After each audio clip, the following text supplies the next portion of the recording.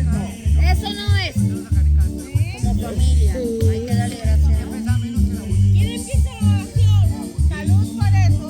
Salud por eso. Por ellas, aunque no cocinen y nos den puras maruchas, pero salud. Salud, salud. Con las buenas amistades, salud.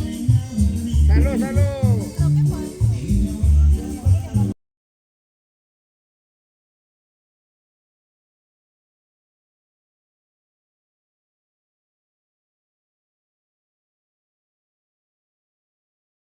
Ayer estaba bueno. A las 4 de la tarde, Cuidado que se quema. a las 4 de la tarde me acosté a dormir.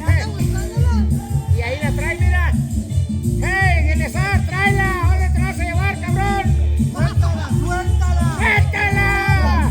¿Dónde anda? ¡Hey, Yajaira!